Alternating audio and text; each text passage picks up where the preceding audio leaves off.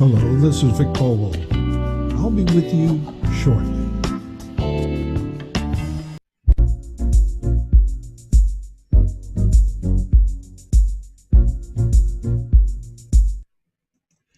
Hello, welcome to Coffee with Vic. I'm Vic Bogle. Today we're going to be talking about flawed capitalism. So let's just leap right in and get started. What is flawed capitalism? Why would I even talk to you about it? Well, first of all, I want you to understand capitalism in itself, in its purest form, is designed to take the person that owns the capital and make them more wealthy. However, there are a lot of variations of capitalism the same way there are variations of socialism where it can work to the benefit of everyone and the country or organization or state, wherever you want to place capitalism. However, flawed capitalism is a little different. Flawed capitalism is it's actually something completely different. It's like crony capitalism, corporatism, corporate statism. The terms vary that people use according to a guy by the name of Patrick Watson, who wrote this article for Forbes. This is his quote. It promotes the wealth concentration that leads to economic stagnation, okay, political instability, and the current discontent, which might bring real socialism. In fact, it may be the fastest way to promote socialism that's out there right now. So let's take a look at it, what it's doing to us as a country and organizations and people in the country. First of all, let's look at it from the standpoint of what it erodes. Flawed capitalism erodes virtue. And virtue is basically behaviors that are showing high moral standards. Why does it do that? Because it is a self-centered approach to an economy. Virtue, if you want to know what that represents, here's a few synonyms that go with that. I thought I'd just throw those up there, give you a pretty good indication of the things that flawed capitalism is eroding. Erodes goodness and righteousness and morality and ethicalness and integrity, dignity, honesty, honor, and corruptibility, decency, respectability, trustworthiness, lack of corruption, merit, and there's probably some more you can find down the road. But these are things that tend to be put aside or set aside for capitalism in its purest form when people are really just trying to develop their self-worth without concern for anything else that's out there. These morals, these values tend to be put aside or discarded in general. So flawed capitalism, I'd like to talk about how it relates to our class division, the community, and the neighborhoods, and the life as a community, and how it deals with corrupting leadership character. Let's start with class. Flawed capitalism is widening the gap between those that have wealth and those that don't have wealth. We see that now. 1% of all the wealth in this country is owned, or let me restate that. The vast majority of wealth is owned by about 1% of the people in this country. So that tells you the vast disparity. And that is getting widened as we allow things like this last tax bill to go through. The lack of job security begins to increase, especially among laborers and employee ranks, simply because you can't depend on the fact that the person who needs to build their own wealth won't let you go to save money so they can get richer. Choice of organizations decrease as the number of companies decreases in job categories. So people are slimming down the kind of work they do. They're more specialized. We used to have like hundreds of companies that owned the wealth in this country. And today it's almost down to like 5 or 6 or something like that, maybe 10. But it's no nowhere near the hundreds that were there before. People become more isolated because technology encourages communication through their technology. And so people are looking for efficient and effective ways to get things done faster. So there's less human touch, less human interaction, less discussion. I mean, look at Instagram. You got to get something down to like 10 or 15 seconds in a story. Now, it's not designed to be a business tool, but it's being used that way, folks. It's being put out there as a business tool. So, you ever try to explain anything important to you in 12 seconds? It's not easy. Companies seek more efficient means to operate in order to become more profitable, leading to eliminating jobs and creating a larger, lower income class. Therefore, you lay people off because you've decided you're going to make things more efficient, and for whatever reason, you start new jobs, a new technology, a new approach like replacing existing employees with machines, and you either don't need them or they have to retrain to operate them, and that means they have to go back to school. Do they have the money to do that? All of those kinds of things, whether the company is willing to invest in that or simply it's cheaper to go out and find people. People have to change occupations more frequently because innovation and the idea of creating wealth is more important than sustaining a corporation. The corporation is not healthy. We just get rid of it. We do something else. Okay, and you don't worry about them. For example, a good example is like Uber. Uber came up with the taxi cab model concept and turned it into contractors as opposed to employees and put it on an app. And you had taxi people all over this country just out of work all of a sudden, or operating at such a low income that they couldn't possibly survive from that standpoint. And they didn't have all of the employment taxes, benefits, et cetera, that maybe taxi companies had to pay their employees. So that's an example of what I'm talking about here, change. Now, how does it affect communities? Communities, the demand of a capitalistic society impacts both the family and the community. And that's important to understand. Flawed capitalism can have some very negative impacts on families and communities. Working days, people can be working more hours, they're working from home. The availability of things like smartphones and video conferencing and text messages all make operating without actually being in the office a little more readily. So people are taking their computers home. Actually, they don't even have to take a computer home anymore. They're taking their phone home. They can do just, they check all their emails at home rather than they use their day at work to try to get things done so they can be competitive and keep up with the fast pace, the larger work demand and the fast pace of that demand. Then they go home and check their emails and the other things that they don't have time to do at work. So then when they're doing that at home, then they're not spending time with the family, or they're not spending time in church, or they're not spending time with the community and volunteering like they used to. So sometimes people are traveling more and long, and further distances, which means longer period of time on the road. Less quality time spent with children happens because of this. So if you're a parent, your dad or mother, and in most cases nowadays it's both parents, are having a difficult time spending quality time with their kids before they go to bed. I mean, you have a certain period of time from like 4 o'clock to 8:30 at night before you put your kids to bed.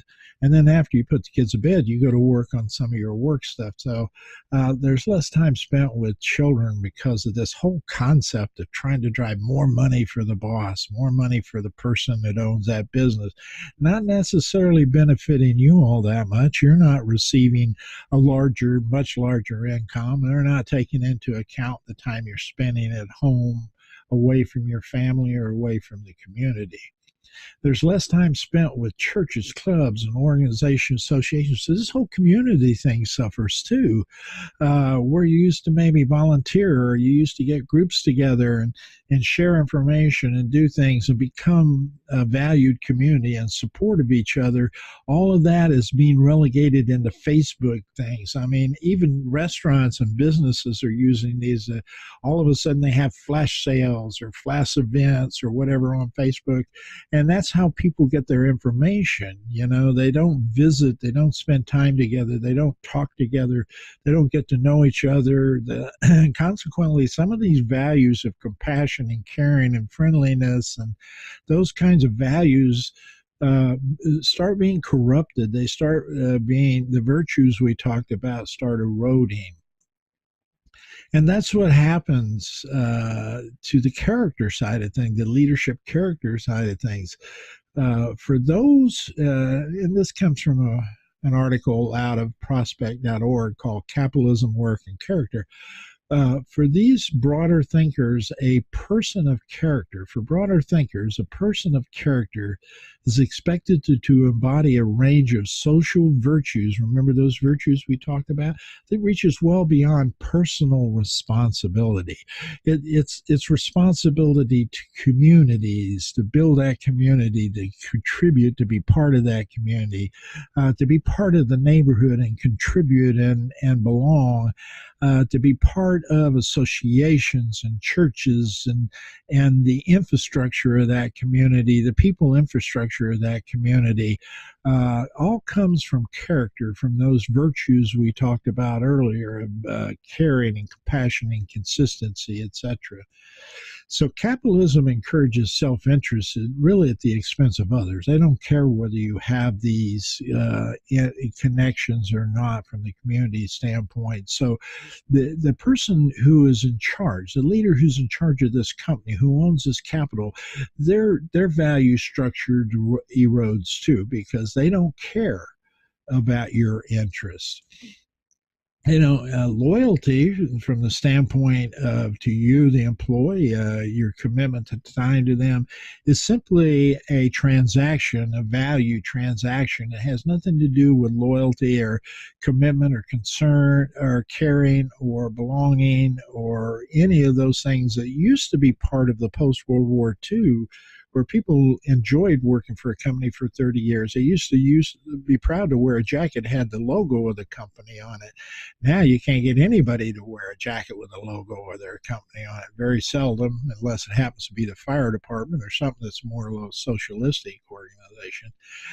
So the loyalty of the base towards the base of workers erodes from the leader's perspective, but it also erodes from the standpoint of the employee. The employee tenure decreases because they now are taking on that same thought process. Well, if this is the way the boss thinks about me, this is the way I need to be. So I'm going to just be concerned about my own self-interest, and I'm going to start looking for jobs that pay me more. And I'll leave you in a flash to go to the next job that pays me more. I have no commitment to you. I have no commitment to your organization or the rest of the employees in that organization. So I don't care if you're successful or not, as long as I get mine. So it kind of, the leadership by definition sets up other people to start thinking that way. Compassion decreases the values associated with character. Okay, so compassion is where you care about others, you care about the company, you care about the employees next to you, you feel guilty if you have to leave them. I've been in enough downsizings to see this happen. I've seen people who were dedicated and committed to a company and felt bad about having to see other employees that they work next to get kicked out of the company. It does not leave a good taste in anybody's mouth when this happens. So a lack of compassion, a lack of caring of what's going to happen to those employees or how you're going to deal with them or what would be alternatives of kicking them out of the company just isn't happening in a flawed capitalistic leadership perspective. there's less consistency, which often leads to chaos. So, capitalistic leaders that are concerned about the welfare will change things in a flash, and you can't predict what they're going to do. And oftentimes, they will hide things from you. So, they're less committed to you, they don't care about you, and they're liable to move the organization somewhere else. They're liable to move people somewhere else. They're liable to eliminate jobs at a minute's notice. It's just not something they're concerned about. So commitment's not an issue as far as they're concerned. They're not committed to you, and consequently, that's creating a workforce that's not committed to the company. Congruency is also a problem in that you can't ever predict where a leader's going to be. It's chaotic. It's like they hide information, or they outright lie to you. It's become a situation where it's okay to lie, where that value of that negative value of lying becomes an acceptable behavior pattern or trend.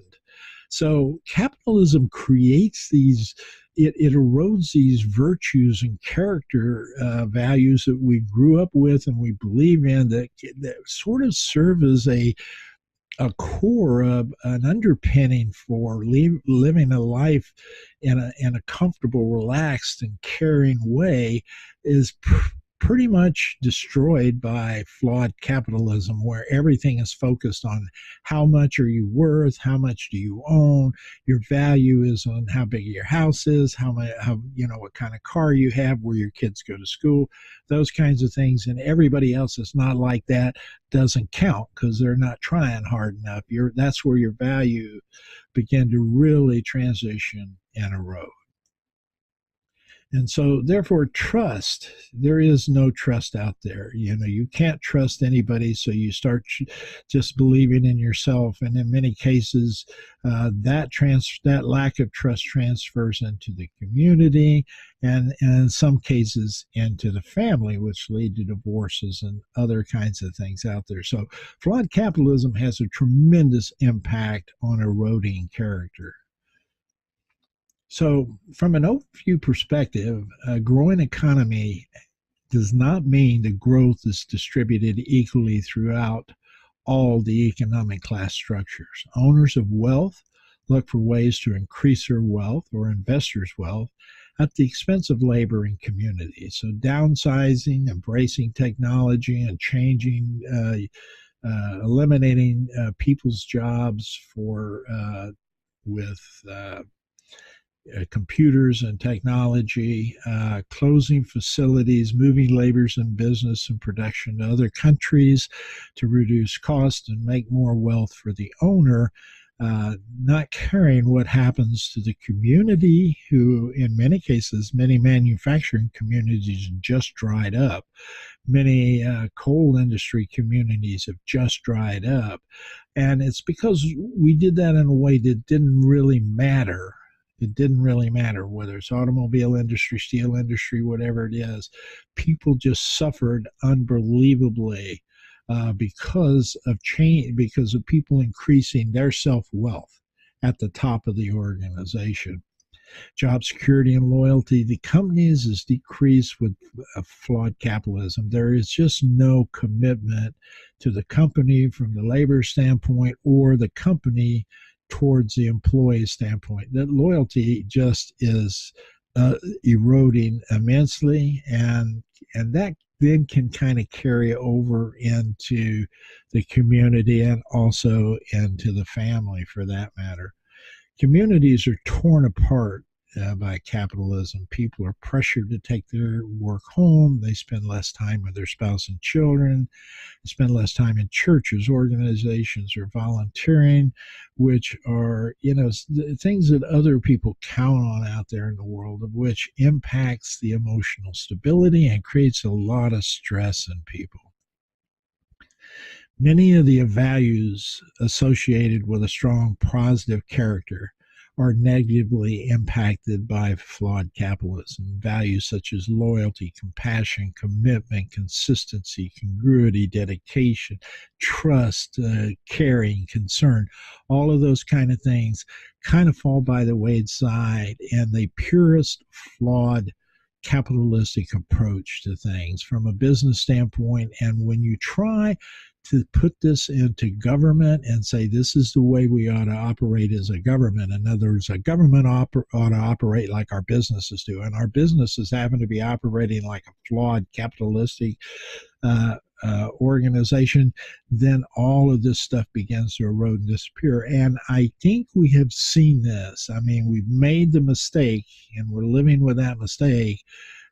We see this in our president, and we see what that's doing to him, the executive office in the White House, our government, all the values associated with government, the challenges to our Constitution that our founders put into place are all part of this flawed capitalistic approach to things, saying we've got to do that versus adding some social value structures into the equation.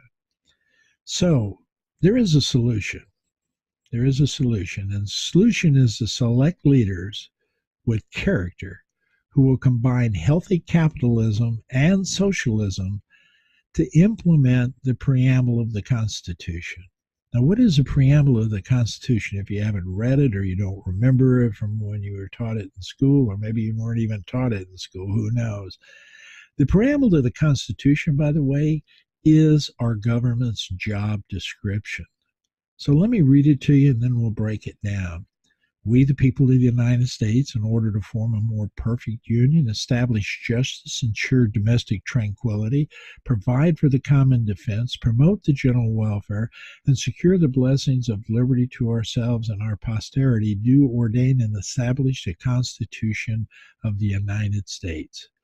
Now, let's come back up and look at some key words that are important. This is the first few words here. This phrase is really the job description for our governments, what the president, the executive part of our government, the court systems, and the Congress ought to be focused on. They should be focused on a perfect union. Perfect union is not a capitalistic union. It's not one that's self-centered and getting the most you can get out of everything at the expense of everyone else, because that violates the general welfare clause down here. So it's a perfect union establishes justice and equality. Justice and equality means what it happens to people is spread across all people the same way consistently. Tranquility means that we are at peace with one another, that we help one another, that we contribute to one another. That tranquility is what creates unity in this country. Right now, we're seeing the opposite of that. We're seeing division. We're seeing what happens to us when we're torn apart, and that is we don't have tranquility. We don't have peace. We have division. And provide for the common defense, which means common means everybody's defense, the defense of all things that can do you harm. So a flawed capitalistic society is not interested in the common defense. They promote the general welfare. General welfare means all people, not a few, as capitalistic means. A flawed capitalistic society is only talking about helping the few get richer, not the general welfare of everyone. And then if you do these things, it allows us to have liberty for ourselves and everyone who follows us, our children, our grandchildren, and their children and grandchildren, into perpetuity. Okay, so this is what we're supposed to be doing. This is what you need to be selecting leaders who will take this approach to our government, who ensures we will have a society that's tranquil, provide for the general welfare of everyone, defend everyone, and have equal justice and law for everyone. Now, what I can tell you is this. Today, we do not have a capitalistic society, even a flawed one, although there are elements of it that are in place, like the White House and the president, And some, institutions like banks and others who you can see flawed capitalism at work, but it's not totally in place because we are a socialistic government. As much as Donald Trump would like to say we are not going to be a socialistic society. In fact, his job and his as president and his payment for that job comes from the collection of taxes and the redistribution of those taxes to help the general welfare, to take this job description and make it happen. Now, what he's trying to do is change that, and that's why he's having so much trouble, because it's not set up to be changed. It is a more perfect union when we have a combination of quality capitalism along with shared socialism, or controlled socialism might be a way to put it, to implement these things down here. So we need both of these philosophies to implement the job description of our government. They need to implement both of these philosophies into our system. Now, it all really comes down to the leaders who we put into place, because both of these systems have their positives and both have their negatives. And there are videos I put out on both of these. You can check them out in my YouTube playlist called Flawed Capitalism. Both of these have pros and cons. And the idea is to maximize the pros and minimize the cons of each of these. And for someone to do that, they have to be leaders with strong character and moral and ethical standards. This is what you need to be focused on when you're selecting people to be president and senators and congressmen and judges, and to place in the positions of importance like the director of CIA, the Secretary of State, etc. Character, leadership character. Remember what those characters were. They were virtues. You can go back and look at the front of the video to find out what those are again. I'd like you to take the time to visit my YouTube channel, and while you're there, please subscribe to the channel. The link is below and will be posted in descriptions. And while you're there, go ahead and click on this bell for notifications to let you know when new shows will start.